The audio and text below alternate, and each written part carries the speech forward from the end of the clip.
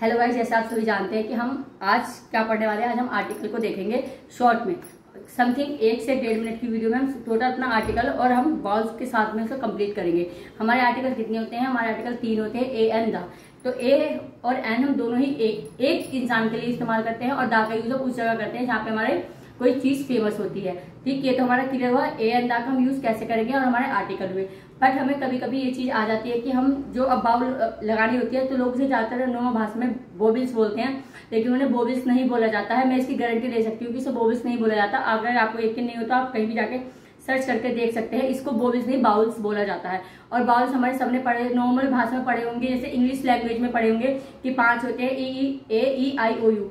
ये होते तो बाउल 5 ही हैं और ये साउंड निकालते हैं A-E-I-O-U का, लेकिन ये 5 इन्हीं के बेस पे हम ए एन का यूज नहीं करते, क्योंकि ऐसा कहा जाता है कि जहाँ पे बाउल्स यूज होते हैं वहां पे हम ए एन लगाते हैं, लेकिन ए एन का हम यूज वहां पे उस जगह पे करेंगे जहाँ पे हमें बाउल्स की साउंड आनी चाहिए, ना कि हमें ये वर्ड। जैसे सपोज आप किसी ने बोला कि हमारा एजुकेशन है, तो एजुकेशन एक वर्ड है, तो एजुकेशन में हमें साउंड एक ही आवाज आ रही है तब हमारा ए एन लगेगा। लेकिन सपोज दैट जैसे हम कोई वर्ड ऐसा बोलेंगे, यूरोप बोले, यूरोप के साथ हमें ए और एन लगाने को बोला जाए कि ए या एन में से क्या आएगा, तो यूरोप के साथ हमारा ए एन नहीं आएगा, वहां पे हमारा ए का यूज होगा।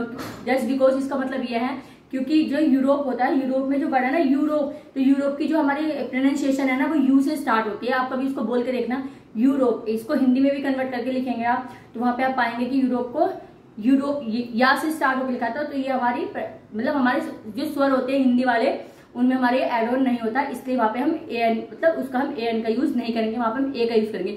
तो ये हमारे डिपेंड करता है हिंदी के अकॉर्डिंग जो साउंड होते हैं, मेरे आ ई यू, ये जो साउंड ओ आई, ये जो साउंड होता है उसके बेस पे मतलब डिपेंड करता है कि यहाँ पे ए एन लगाना है क्या ए लगाना है, ना कि A-E-I-O-U को देख के हम वर्ड। जैसे सपोज हमारा ऑनेस्ट होता है, ऑनेस्ट होता तो HONEST होता है, लेकिन वहां पे अगर हम लिखेंगे एन ऑनेस्ट मैन, तो वो ये हमारा करेक्ट होगा, ना कि ए ऑनेस्ट मैन, क्योंकि ए हम लगाएंगे तो हमारी प्रोनाउंसिएशन जो निकल रही है ऑनेस्ट की वो ओ निकल रही है, ओ आवाज में ओ की आ रही है, तो इसलिए वहां पर हम ए एन का यूज करेंगे। तो आई होप आपको मेरी जानकारी आज की अच्छी लगी होगी, और आपको मेरी जानकारी अच्छी लगी तो आज मेरे चैनल को सब्सक्राइब करें, लाइक करें और कमेंट बॉक्स में मुझे बताएं कि आपको कैसी लगी मेरी जानकारी।